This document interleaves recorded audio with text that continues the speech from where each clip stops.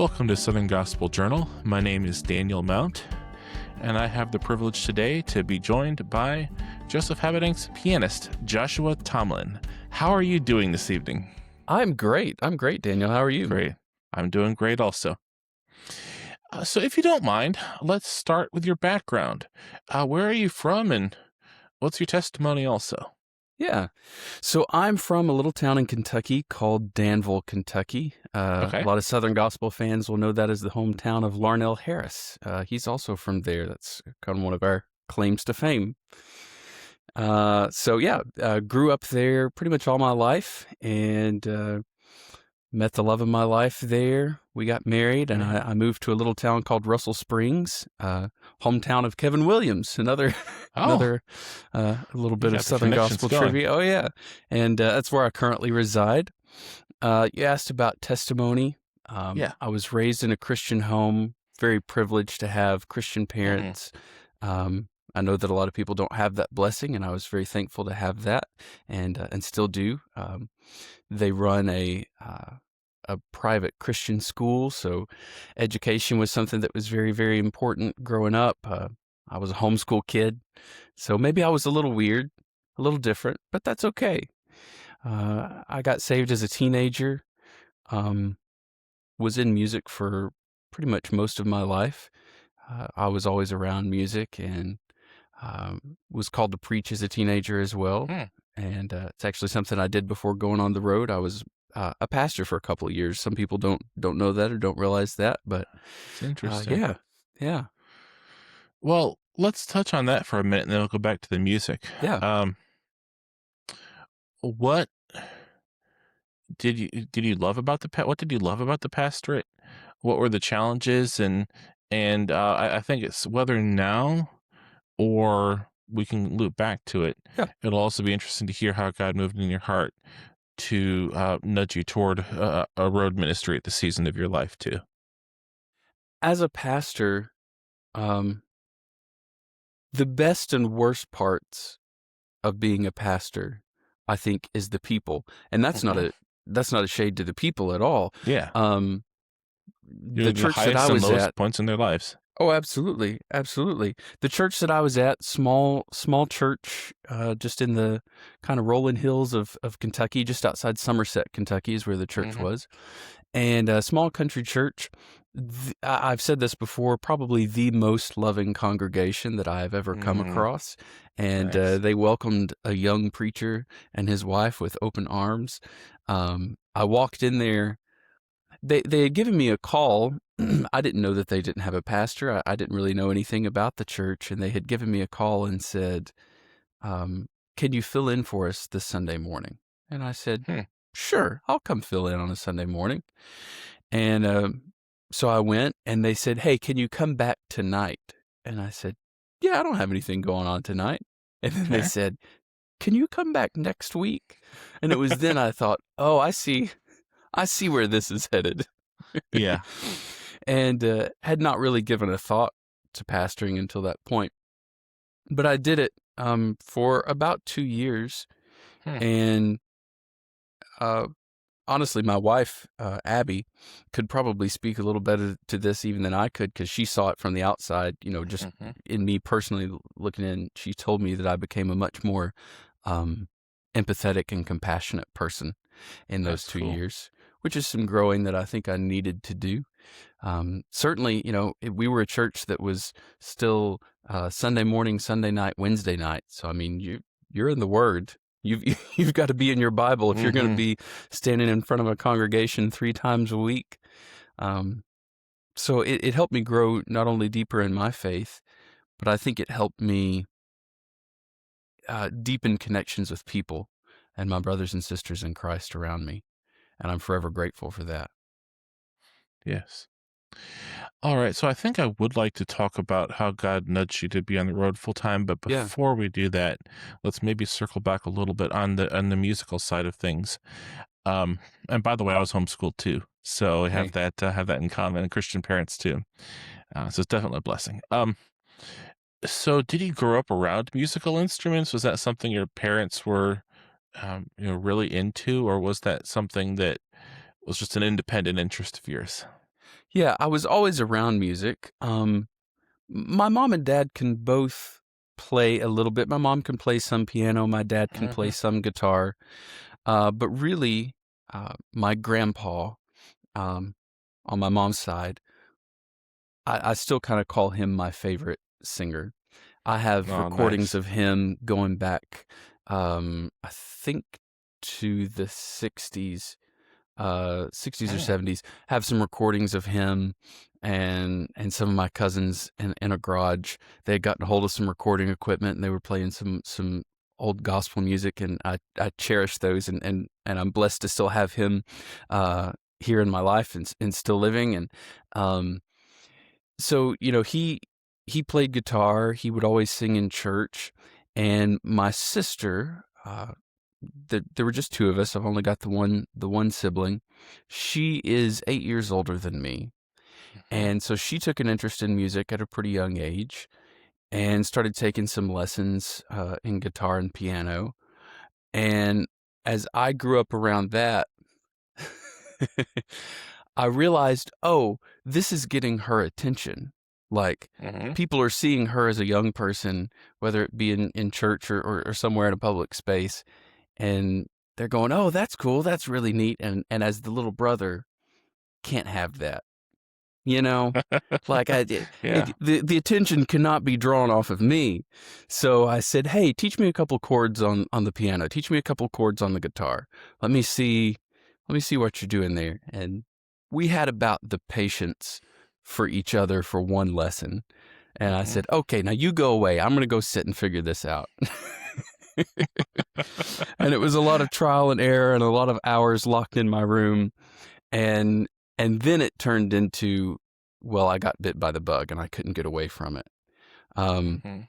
the best gift I think that my parents ever got for me, I had a little 4-track.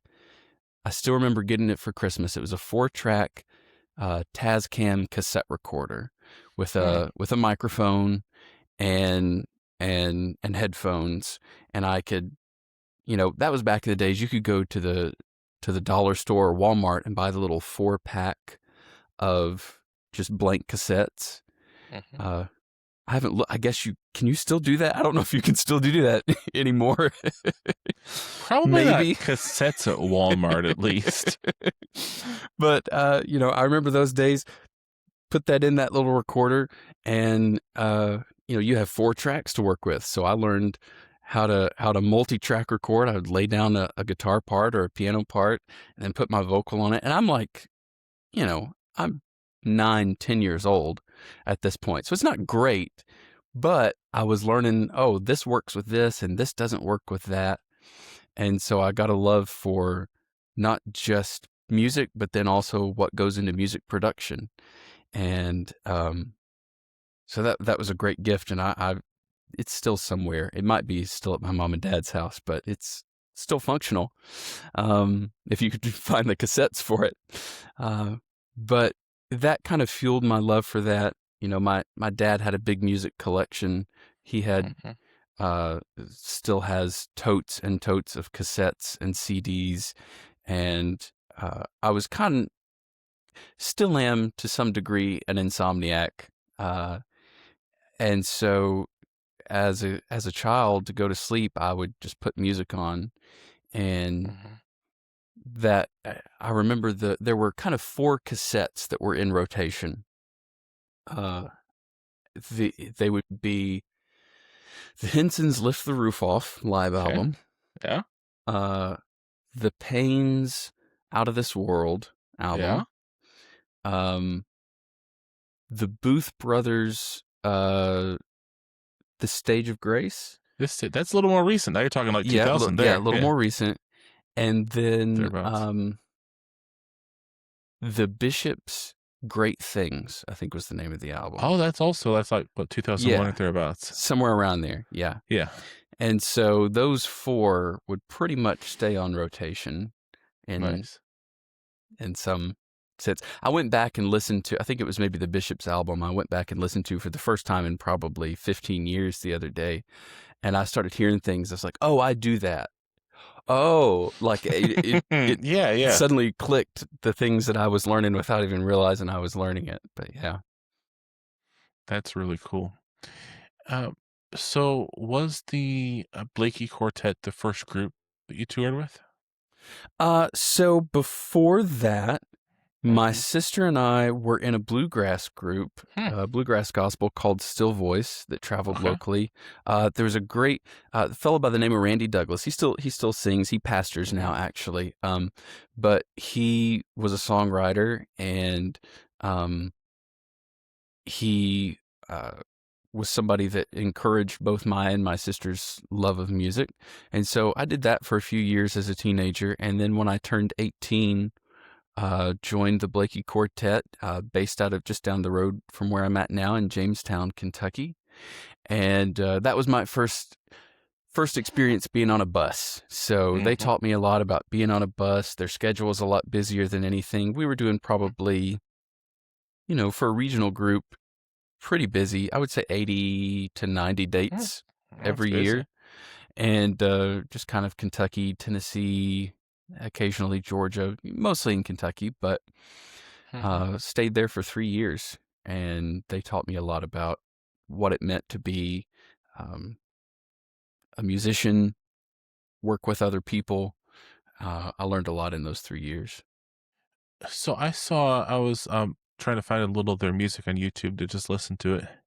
And I saw a professionally recorded video they did of Uh-huh. their 30th anniversary concert. Is that something you were on? It Or is, was it yeah. So I was on the piano, right? So I did a little bit of piano. I was kind of utility musician. That was my Yeah. job with them, was utility musician. So I'm in the back. I would play mostly electric guitar. I played a little acoustic on that, a little mandolin, and then I would come up. Our piano player would go up and sing several songs, so I would come up and play while he was singing, and that was a fun night. It was a really fun night. Yeah. It was my first experience with a lot of that. Oh, how old would I have been? That was in um that was in 2015. Okay. So I was about to turn 20. I was 19 Cool. years old. Yeah. Cool. So then the was Cumberland Thunder the next group you were with? It was. So Josh Carey is a great friend of mine. He had traveled with the Blakey Quartet as their piano player for several years prior to the time that I joined, and he left around the same time I joined, but we had stayed good friends. He was one of the people that, when you find another young person that likes Southern gospel music, Hmm. you tend to stick together. Yeah. If you're in the same area and you go, oh, here's another young person who likes what I like. Yeah. So we remain good friends. And when I left the Blakeys, um, we kind of co-founded that group. My wife was part of it, his wife part of it, and had a couple other musicians who would would come and go. But um, yeah, we did that. We started that 10 years ago, and still do things occasionally to kind of keep it up and see each other, and we enjoy getting to do that. We'll still post things that we do on social media, and I think we're going to have like a 10th anniversary concert this year to just celebrate all the memories that we've had together. But for the Nice. first while, I mean, we were in a van and trailer for the first 5-ish years, doing like 80 dates a year, 70, 80 dates a year, and keeping the roads hot, and loved it. Loved it. Those are Yeah. some of my fondest memories, are being stuck on a 6-hour car ride with my best friends. It was great. Yeah. How would you describe the style of the group? Because it's there's enough of a spectrum to the songs you There did is. that it's not just Southern gospel or progressive Southern Yeah. gospel. There's a little more to it, and I wasn't quite sure how to describe that style. That's something we struggled with ourselves. Definitely the harmony was very Southern gospel inspired, Hmm. because we were very meticulous about that 3-part harmony. We wanted it to Real sound tight. tight. Yeah, yeah, that's what we were going for. Musically, we had influences from all over the place. Mhm, So, um, so for example, my wife, who played bass and then later stepped up to sing the alto part, she came from a Southern gospel family as well. You know, her family mhm. were big Cathedrals fans, but then her dad was also a huge Striper and Petra fan. Wow, that's a So spectrum.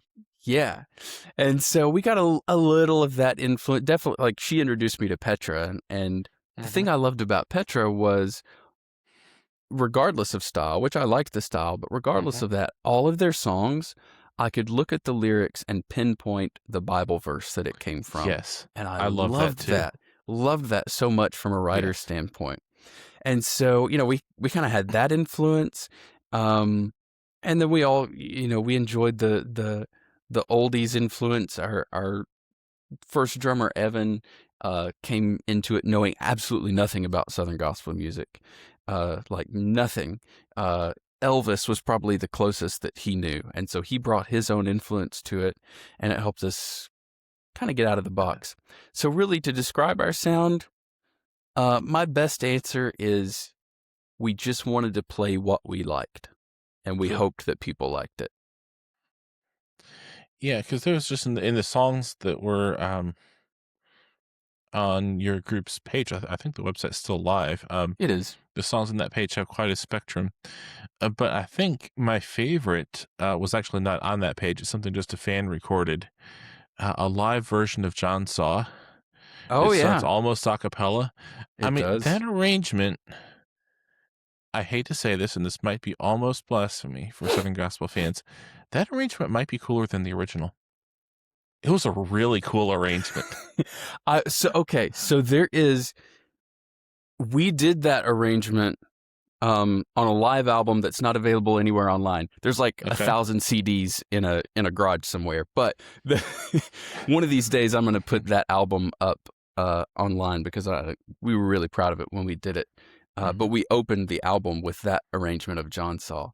I Cool. think it was my wife who suggested that we do the song, and of course, she was listening to the Gold City version, and she's a big Gold City fan, as am I. Mhm. And so we knew that we liked it, and then we decided we were going to open the live album with it. And Mhm. so we wanted something. When we got it, I said, when we get introduced, I want us as singers to be able to walk out after we've been introduced, but there not to be a lull in what's happening.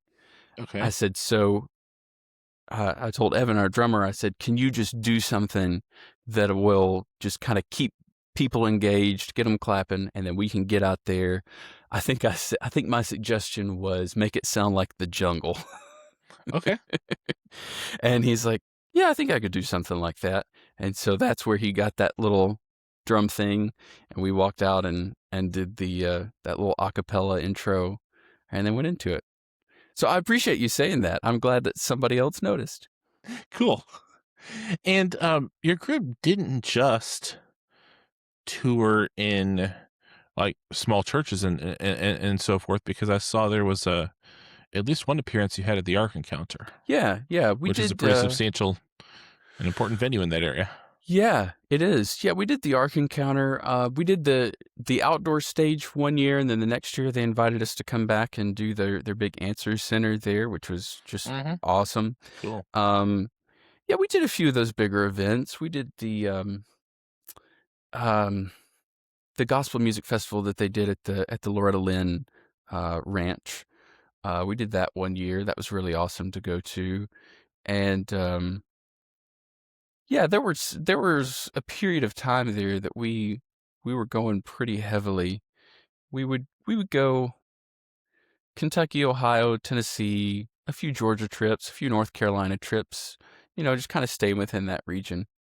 Yeah. So, the origin of the group name, by the way, I meant to ask about that earlier. You're not terribly where you were probably wouldn't have been too far from the Cumberlands or maybe the foothills of the Yeah. Cumberlands? So where I live now in Russell Springs sits on the banks of Lake Cumberland. And Okay. so uh Lake Cumberland is more people are probably familiar with Somerset, Kentucky as maybe being like Uh-huh. the home of Lake Cumberland.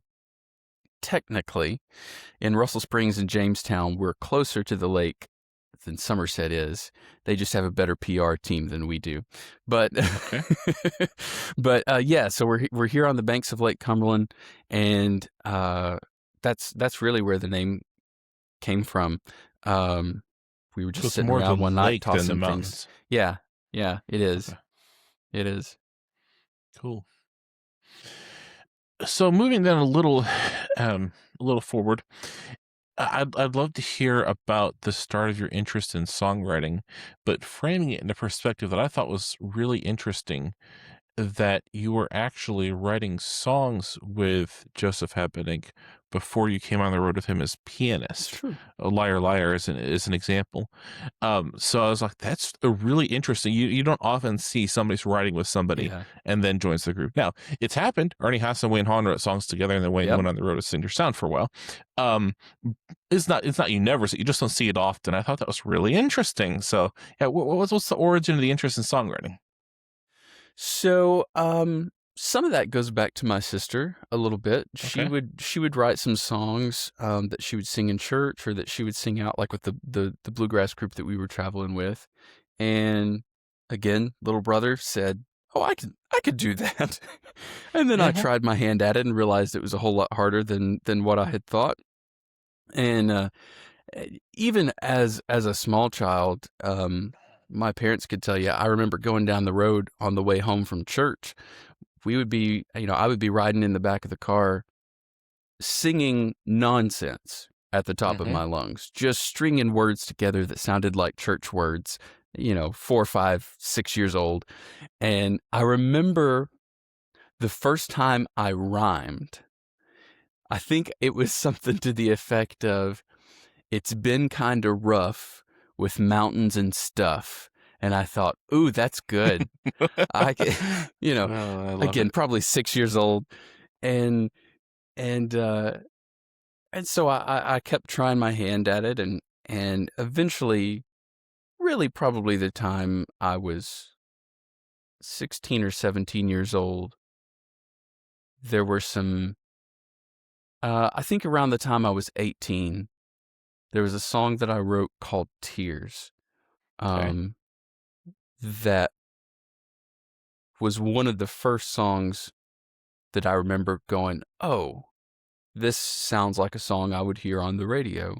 Hmm. And then another song I wrote called "From the Pew to the Altar." And both of those songs I wrote when I was around 18, 17, 18 years old. And those kind of gave me the confidence to say, "Oh, I can do this," and push further with pursuing that craft. Cool. So how did you connect to write with Jason Cox and Joseph Habedank, Yeah. and perhaps other writers you might have written with along Yeah. in that time period? So, well, the connection with Joseph actually started. My very first job uh, was in radio, in Christian radio. Oh, cool. When I was 15 years old, I got a summer job working for a Christian radio station. And then that kind of, as I graduated high school, that became my full time job. Did that till I was 21 years old.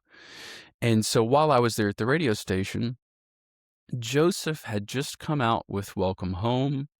And I think Hmm. maybe he was in the process of working on writing and recording Resurrection. Yeah. And I'd been a fan, loved his music. I'd been a fan since the Perry's days. Definitely loved it when Hmm. Welcome Home came out. And so I reached out and asked if he wanted to do an interview for the radio station. And I said, "Hey, call this number. We'll do a phone interview." And he said, "Actually, I'm going to be coming to Somerset on such and such day," which was just about an hour away from the radio station. And he said, "Why don't I just drop by the studio the day before and we'll do it in person?" I said, "Even better." And so we just kind of developed, I guess, a friendship that day, really. And um, he was so incredibly kind Mhm. to me, who he didn't know from anybody. I just Mhm. randomly reached out to him, but he was very kind, invited me to his event the next day, showed up the next day, and he remembered my name and remembered my wife's name. And I was like, oh my goodness, this guy actually cares about people. Yeah. And from that point on, I think we exchanged numbers and just kind of stayed in touch over the years. And he had done a few concerts with our group with Cumberland Thunder. We invited him to do that, and we did a couple of things together. So he had heard a few of the songs that I'd written. So when I approached writing with him, uh, he was all for it, and it worked out. He brought Jason in, and so "Liar Liar" was the first thing that we wrote together. "Liar Liar" That's was the cool. first song that I wrote in a Nashville writing room, and What a start. the fact, when he said, "Hey, they're gonna pick this to be the single," and it was probably we wrote it in February of 2020, like right Oh, right before everything before. just nosedived. Yes, Yeah. and so it was probably a year.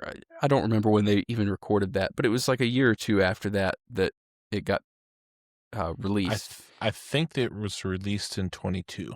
Okay, okay. So I think I knew at some point in 21 that they were getting ready to record it. And he said, "Hey, they're going to record the song." I thought, great.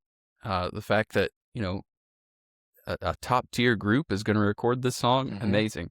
And then he said, "Hey, they're thinking about releasing this as the first single." Mhm. That's amazing.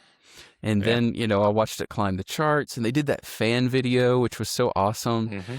and got to see how much people loved it. And I texted Joseph at the time, and I said, "Hey, you you have helicoptered me in at the top of the mountain. Like Yeah. I, I've not had to scratch and claw my way up for this thing." And so I'm very grateful to him and Jason, and of course Brian Free and Assurance for recording it. Do you remember if you were the one who brought the idea for It "Liar Liar" or whose idea it was? it was Joseph's idea. Okay. Um, the hook was Yeah. Joseph's idea. He had the "Liar Liar" headed for a lake of fire, Yeah. and then past that we all just kind of built on top of it. Melodically, um, to that song, I think I brought more melodically even than I did lyrically, Okay. especially that little chromatic thing in that intro Mhm. that it does, where it just kind of walks down those half steps. I said, "How Yeah. about we do this?" And I'm always searching for something that'll make people turn their heads and go, "That's Hmm. odd," Yeah. or even say, "That's not Southern gospel." and Yeah. and yeah, yeah. That's cool. Well, that's when I had talked to you about if you'd come on to do the episode, I didn't know you were a co-writer in that song. And it was only as I started to dive a little deeper and do my research, I was like, wow, well, I gotta ask about this one Yeah, because it's one of the catchiest Southern gospel songs of the last few years. I mean, it might be one of the catchiest Southern gospel songs ever. That chorus is hooky, as hooky as hooky gets. it was after we recorded it. Joseph did a work tape for it, which I brought home, let my wife hear, and I would find myself for weeks after that, or Yeah, well, when the world shut down in 2020, I would find myself stuck at home with that stuck in my head, yeah, and I think, well, surely somebody's going to record that, because if it's stuck in my head, it's going to get stuck in theirs too. yeah. It came out at a fun time because when it came out, my children were like around two or three, and just Oh like yes. starting to talk. And I got two things. One is, um, uh, I actually had to stop playing it so much after a while because we started to get concerned as they were repeating it so much that they were just going to break out "Liar, Liar, headed for like a fire" in the wrong context. And if you bring that out in an argument with another kid or something, Right. that could be bad. Um, but the other fun one was my son. He was probably around two at the time. Children learn language deductively just by listening to what's around them, and then they start repeating it back. And if it makes sense and people affirm it, they keep going. If not, okay. So, learning language deductively, there's this line in the song, "Ain't nothing but a bunch of noise and." But the way Brian Free Insurance sang it, they don't have the D hard at the Right. end. So it's like, "Ain't nothing but a bunch of noise and."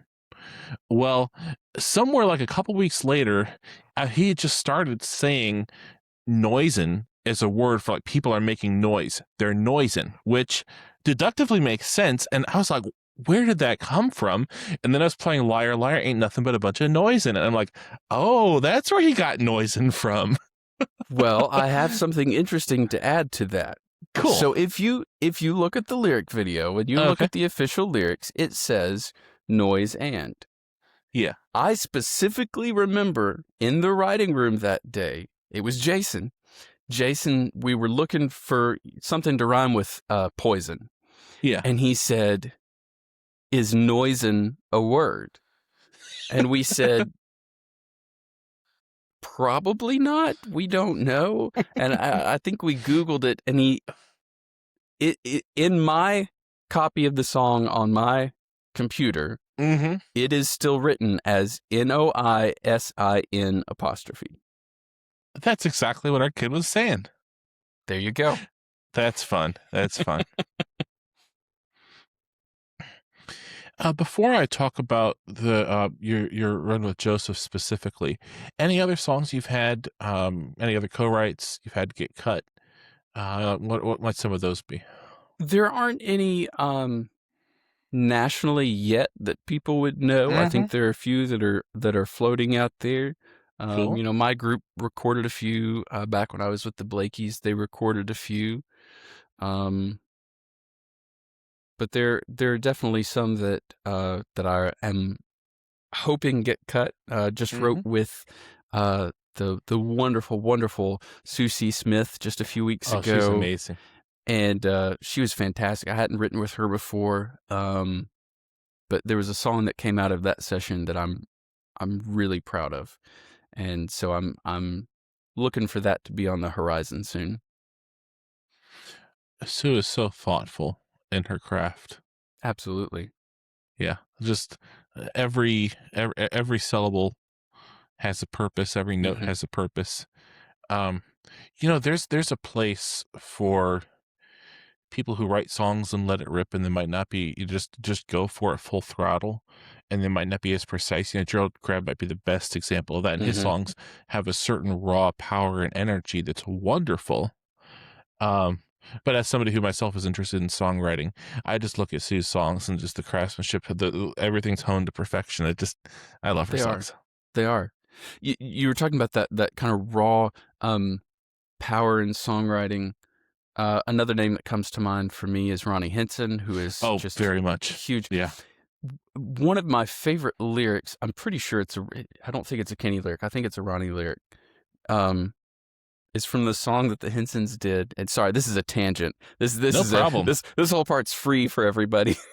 Yeah. But these are just the things that I think about that I find really interesting from a songwriting perspective, because I like a song that pulls you in and hooks you and makes you go, what?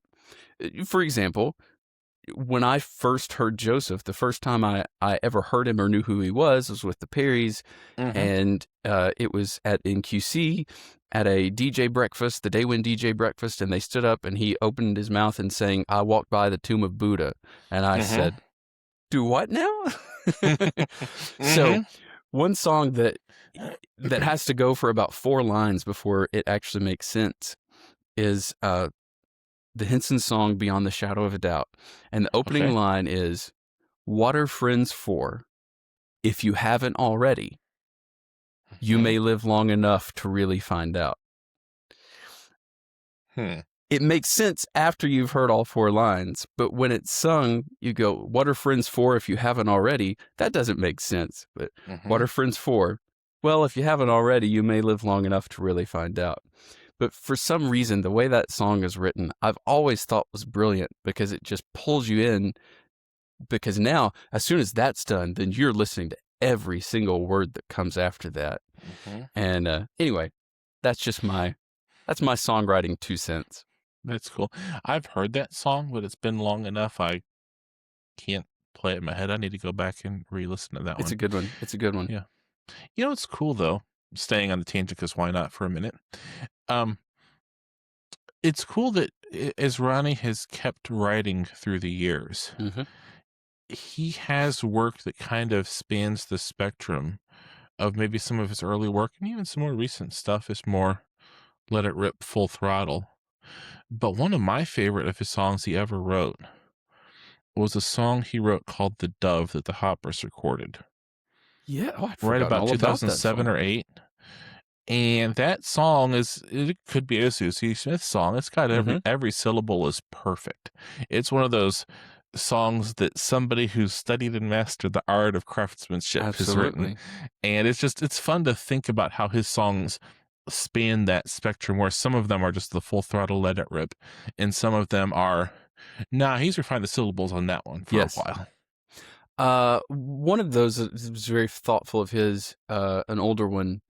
Do you remember The Journey? I believe it's called.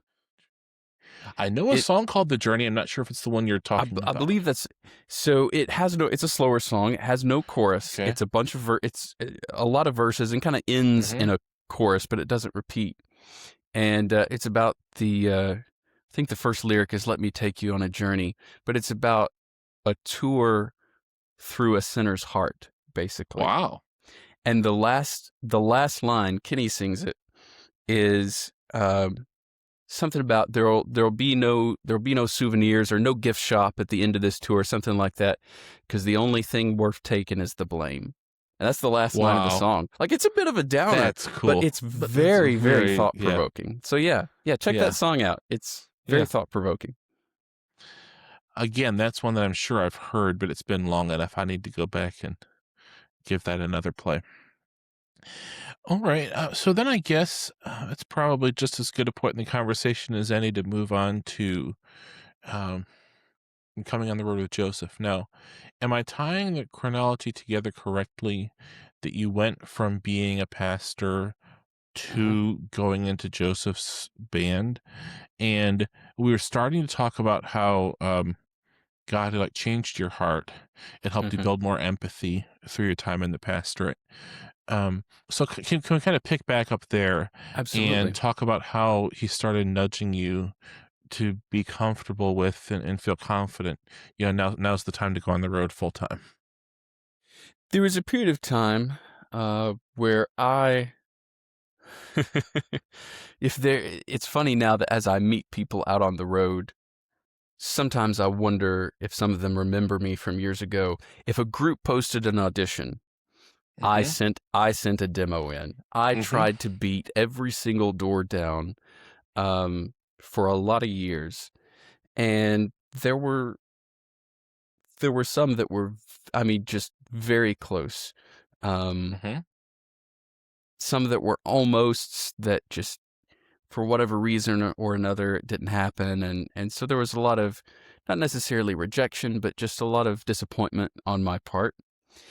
And I remember feeling so discouraged Mm-hmm. from trying to do this thing that I thought was my dream for so long and not really seeing any results for it. And I can still remember where I was. I was sitting at a stoplight here in Russell Springs, and I just remember God impressing on me, what if I have something better for you? Hmm. What if my plan's better? And of course, Hmm. I know God's plan is the best plan. Mm-hmm. But in my mind, I thought, yeah, but this is what I want. And and Mm-hmm. and in that at that point, there had been another church that had actually reached out to me about pastoring. That they had taken on another pastor, and because I had briefly thought, well, is that what I'm supposed to do? And I thought, well, that can't be it, God, because they've got a pastor now. And he Mm-hmm. said, what if my plan is better? So I thought, Hmm. okay. And I finally let go of not my hopes and dreams, but just personal will and personal ambition, and said, I'll trust you for this. And that's when that door to the church opened up, started to grow in that. And then, along about a year and a half, 2 years into that, just randomly one day, got this text from Joseph. Hey, don't know if you'd be interested. This is what I'm looking at doing. How do you feel about that? Pray about it. Hmm. And I realized in that moment that God needed me to just submit, just surrender. Yeah. It needed to stop being the end all be all Mhm. for me to finally achieve that dream. Yeah. And my biggest concern at that point then became, well, I don't want to disappoint the people in this church because I love them so dearly. They've been so kind to me and my family. And there was a period of time, like, Joseph didn't need an immediate answer. I think my first text back was something like, well, I've prayed about it and it's a yes. Uh, Mhm.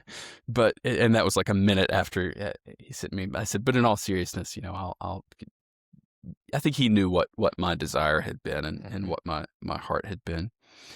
And so then my prayer became, okay, how do I navigate this with the church?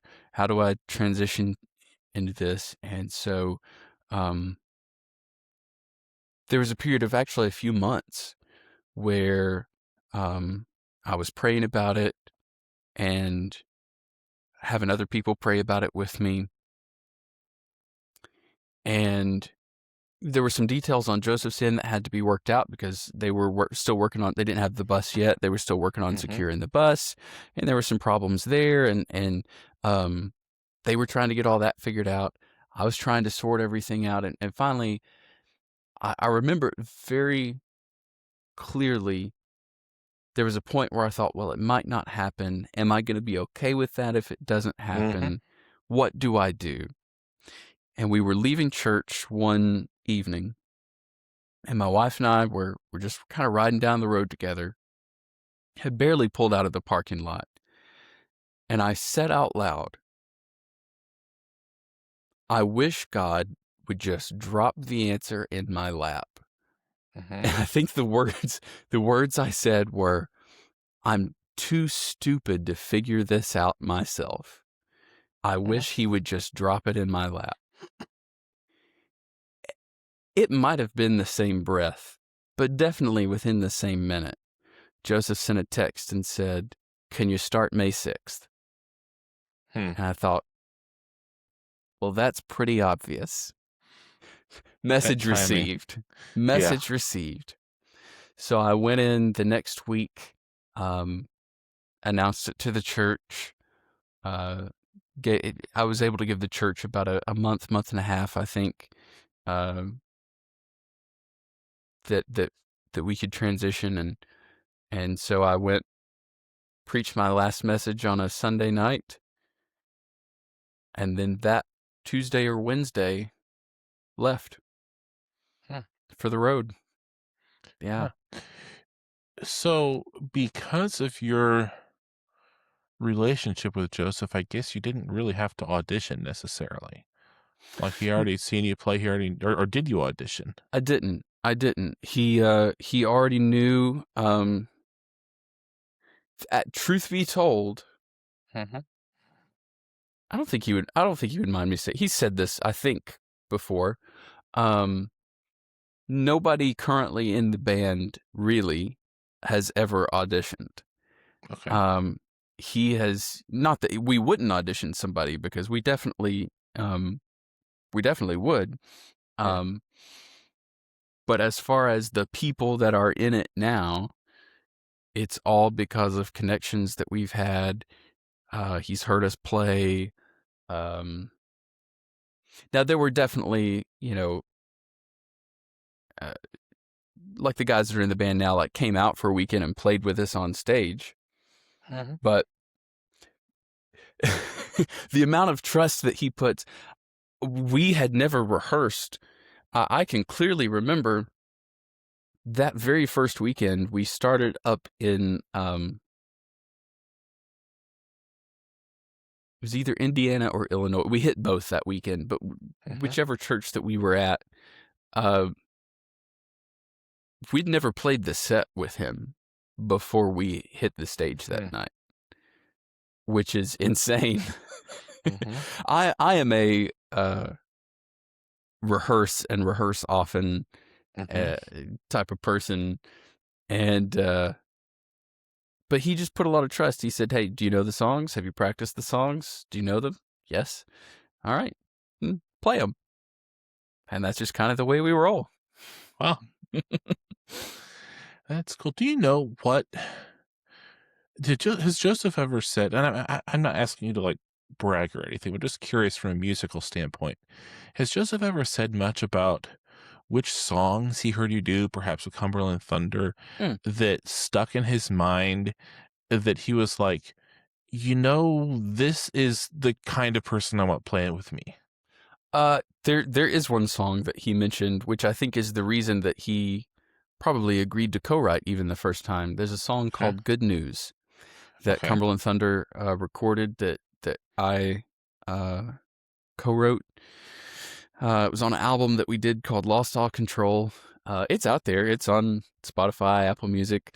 Um, but yeah, the song "Good News" kind of has this very 70s/80s feel to it, Mhm. and melodically went to a place that I thought and he thought was interesting. And he would reference that song a lot in those early days when he'd say, "Hey, that song, that's a good song." So Cool. yeah, that one. So as I understand it, Joseph really had a soundtrack only ministry, up until you joined and the rest of that initial lineup of the band joined. Um, and not that he didn't play anything. I do remember seeing the video of him proposing to Lindsay, Yep. and learning at least enough acoustic guitar to get through that song. But on stage, just he'd be one person with soundtracks. So I'm curious what it was like for you to lead and be a part of the transition from a track only soloist ministry to live music. And as a part of that, if there's anything you did differently in songs, like, now that we're doing this live, we'll do this or that a little different. Absolutely. Well, as a testament to Joseph, as I believe one of the most effective communicators in our industry, it's very Hmm. difficult in Southern gospel to be one person on a stage by yourself and hold an audience's attention. Hmm. But It his is. testimony, his stories, his songs captured that so well. And it definitely took some of that pressure off when we came along as the band. And there is a song called "Going with Jesus" that on the Hmm. album, it is really just piano. But um, doing that live was something that we were able to kind of let breathe. We did it. We're not really doing it on this tour, but about the first year and a half, we were doing it every night. And watching that moment as it was just him, just his vocal, and then me at the piano, and just kind of watching the effect that it would have on the audience when he would sing that song, because it's a very personal lyric to him, and and he would always share a story afterwards about what it meant to him. And then we would kind of transition out of that song, and he would do uh, a chorus of gratitude Hmm. and lead the audience in that, and kind of being able to make that transition with those two songs. Whereas with a track you're kind of locked into to one way and one way only. But watching the audience respond to that and then being able to respond back to them, just beautiful, beautiful. Hmm. And it's those moments really, I think, where he enjoys having the band. We enjoy being the band. When he'll lead the audience in a chorus of "There's just something about that name," Hmm. or when he'll lead them in singing gratitude or anything like that. It's just so beautiful to watch, because I think corporate worship is something that we're missing these days anyway Hmm. in church, and watching him be able to lead a congregation in that is just beautiful to watch. Yes. All right, down a bit of a different track. I'm curious. The day before he messages you with interest in joining the group. Up to that point, Uh-huh. what were your favorite of his songs? Be it Perry songs, Uh-huh. songs he's had recorded by other groups, or his own solo songs. And then now that you had the chance to tour with him, I'm curious if those favorites have changed. Favorites of his that he recorded, up to that point, I was a big fan of the Welcome Home album when it came Mhm. out. I still beg every tour for Beggin' for Change to be added back into the set list. It's gonna happen one of these days. I'm holding on to that hope. Uh, but pretty much anything off of that album I loved. It and Resurrection both, I Yes. think, are absolute masterpieces. Of course, Here He Mhm. Comes, and we have to do Here He Comes every night, Yeah. because That song blew my mind when I first heard it. I was like, "Oh, wow." it's Yeah. crazy. It's not, Yeah. it's unlike anything, in the best way possible. It's unlike Yes. anything. Sure, there's some orchestra in there. Um, there's some electric guitar in there. I've had the privilege now. I have the multi tracks to that whole thing, which is Mhm. crazy. Like, as a fan, I now Yeah. am able to look and see all of the different things that were a part of that session. Mhm. And the other day, I was looking at that and just like hearing some of the guitar parts soloed. It's things that you don't hear, but it works so well. And Mhm. yeah, Here He Comes, definitely a favorite. And of course, um, the song that he did about his grandmother, One More Reason to Go, when Mhm. Oh, yeah. that came out just after my wife's grandmother had also passed away. And she was someone that had kind of welcomed me, and I wasn't an in-law. I was as much family, and she was as much family to me as anyone. And so that was really special. Um, Mhm. Hearing that song and having that experience felt like a shared experience, as many others who have heard that song probably feel as well. So those were definitely some favorites. Um, I also really enjoyed the song that he wrote that was recorded. Um, Two songs that he co-wrote, that were recorded by 11th Hour: "Room with a View" Oh, yeah. and "He Sees What We Don't." Those Yeah. two are great, great songs. And then "Whenever I Hear His Name," I believe is what Mhm. it's called. That was recorded by the Hoskins family, if I'm not mistaken. That's a Okay. great, great song. Eh, I hear, like, the chorus, "I hear the sound of chains falling down as another soul walks away free." Oh, Mhm. so good. And Yeah. if I could say one more, Go for it. Why um, not? That's Why I Call It Home, that the Inspirations recorded. Mhm. When they would stage that live, they would do it a cappella, and I just always thought it was great. Great song. The Inspirations have a way of making the a cappella songs special. They do. They do. Yeah. That Room with a View, he co-wrote that with, one of my songwriting heroes, Diane Wilkinson, and I had the privilege of working with her on her autobiography, and I think she had Yes. just written that with Joseph, if I recall correctly. I think they had just written that when I did that. So it was really fun to talk to her, get her perspective on that song too, because they co-wrote some good songs together. Oh, One of yeah. my favorites, Footprints on the Water, that Gold Oh, City yes. recorded. That song, that song had a groove to Fantastic. it and a great lyric too. Yeah, he wrote some great Gold City songs. Yeah. I know Footprints on the Water. There's the one that I went and heard Gold City, um, just shortly before which we've done this tour with them now, but shortly Yeah. before I joined Joseph, I went and heard them, and they did Not Anymore, which Mhm. he also co-wrote, which I didn't realize at the time, and I love that song, and Yeah. that's another good one. Yeah. Very cool. Shifting gears to a totally different gear, I'm curious. We kind of talked about this a little bit, but as you both as you were first learning piano, besides your sister, but also as you've grown Mhm. as a pianist through the years, I'm curious who your piano and other instrumental influences were. When I was very young, we had the Homecoming at the Ryman Hmm. video, and so, of course, Anthony Berger Yeah, he was it. He was the man, and he was. most Southern gospel piano players are gonna reference him in some way, and so I would watch that and just be amazed at what he could do and the talent that he had. So certainly, he was probably one of the earliest.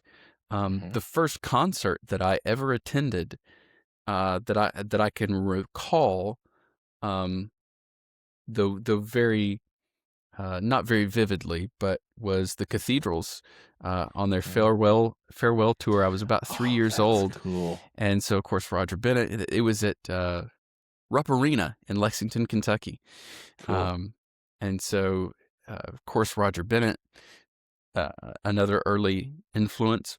When I started really trying to be serious and pursue music, um, was very much watching Matthew Holt and Yeah. watching the things that he would do, both with the Perrys, with the vocal band.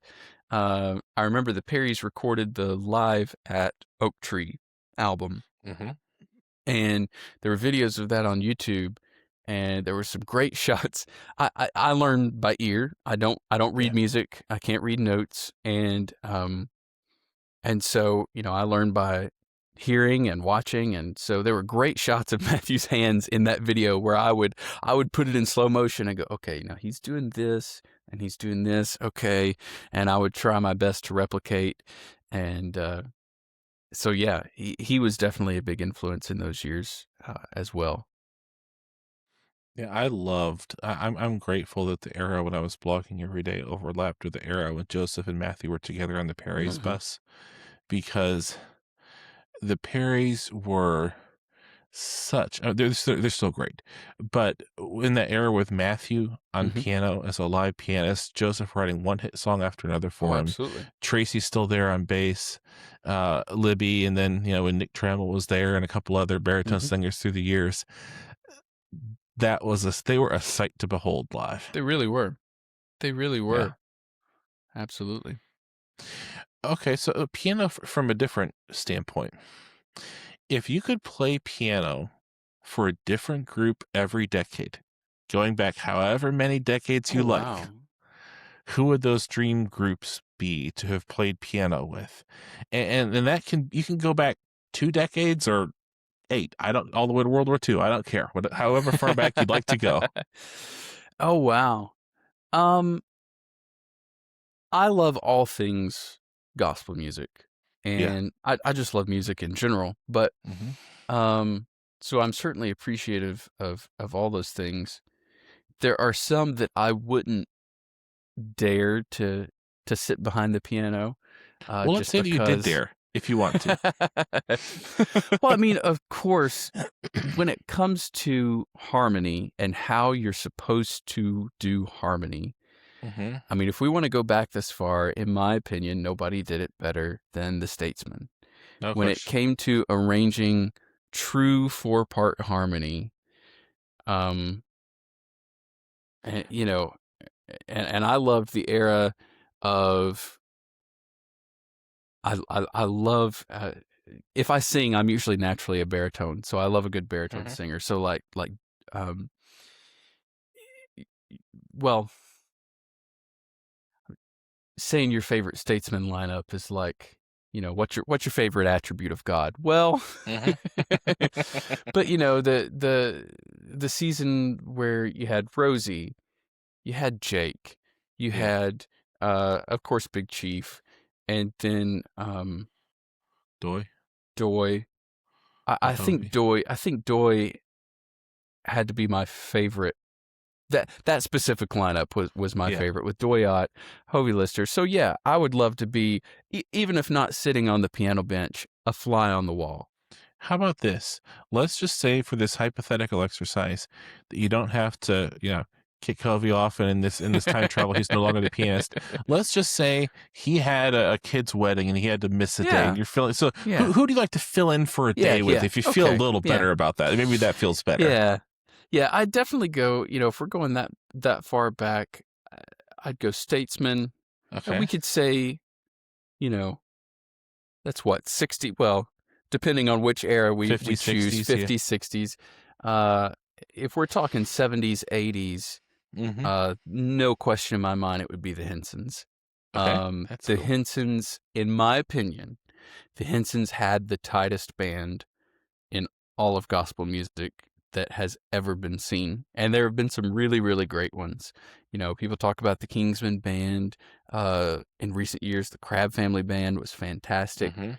Something about those Henson's arrangements and the way that the band would play off of each other and their dynamics. So I think Henson's, um, definitely, in the 90s, or late 80s era cathedrals, Mhm. um, early 2000s to mid 2000s. I mean, that Lauren and Joseph era of the Perrys, Unbelievable. Yeah. just that wall of sound, Mhm. that fantastic. Yeah. Yeah. And then probably somewhere in there throw in a Gold City and Legacy 5 because why not? Sounds good. But yeah. Sounds good. Cool. All right. Now, you've mentioned a couple times you play by ear, and I didn't Mhm. want to wrap up without asking about your piano course. Oh, thank Uh, you. yeah, because I'll give you a chance to plug it. Um, and one question about that is it's a characteristic, I think, of most people who play piano by ear tend to focus on teaching themselves. So Mhm. I'm sure because you're making a course for people who are oriented around teaching themselves, I'm sure you've put some thought into how have you oriented this course to help people who play by ear do what they do better. Absolutely. Thank you for bringing that up. I Sure. really appreciate it. Yeah, so with this course, I knew what worked for me. And I say pretty Hmm. early on in the videos in the course, how I am teaching you is not the way. I'm simply teaching you a way. It's a Yeah. way that worked for me. And so hopefully, if it made sense to me, it'll make sense to somebody else. So I went through it, and my goal in the course was to give people the tools that they needed to be able to equip themselves with those tools to dig deeper and Hmm. hopefully find some knowledge that they hadn't had before. One of the most important things that we as musicians have, especially if we're going to be playing with other musicians, whether that be in a band or in a praise team, uh, you need a common language. And Yes. of course, for your orchestra musicians and for your classical musicians, that common language is notes on a staff and all of the Hmm. language that goes with that. And for someone that doesn't necessarily work for, um, you need a language then to be able to somehow communicate those ideas. And so I dive into that idea Hmm. and also into the Nashville number system, which has Hmm. been just um, I learned that when I was 18 years old traveling with the Blakeys. They taught me that, and that has in just a short period of time, learning that and the concept behind it, I think can take uh, a mediocre musician into a very well versed musician. Hmm. It can help with songwriting too. It absolutely can. Yeah. Absolutely. Those times in the writing rooms in Nashville when a songwriter will Hmm. say, should we throw a 2 in? Or should we maybe it should go to the 6 here? Because you then start to develop that language and you learn as a songwriter what kind of helps lift a song or give it that momentum to move it from place to place. Exactly. What does it cost? Where do people go to get it? Yes, so it can be found on joshuatomlin.com. If you go there, there's a link at the bottom of the page and at the top of the page that'll take you there. You'll click on that link, create a login, and it'll prompt you for payment. I have said that it costs $149.99. I've marked it off a couple of times for different things. I marked it off for Christmas to $99, Hmm. and I'm going to keep it that way for a while, Okay. especially here while we're still in the beginning-ish of the year, depending on when this comes out. I've got it for $99 for people that may want to start something new in 2026. And so that's the Cool. cost. It's a one-time cost. It gives you all of the video lessons. There are some materials, both printed materials that you can print off yourself, and there's some audio files as well. Just some things that'll help you learn, and like I said, hopefully provide you with those tools that you need to take your next steps and grow as a musician. Cool. Do you have any favorite memories? Whether that be a funny memory or a more serious ministry-oriented memory, and that can be going all the way back to the Blakey Quartet or Cumberland Thunder with Joseph Habedank. Do you have any favorite road memories? Mm. There are, yeah, there are a lot of memories. I'm trying to think of a good one that comes to mind.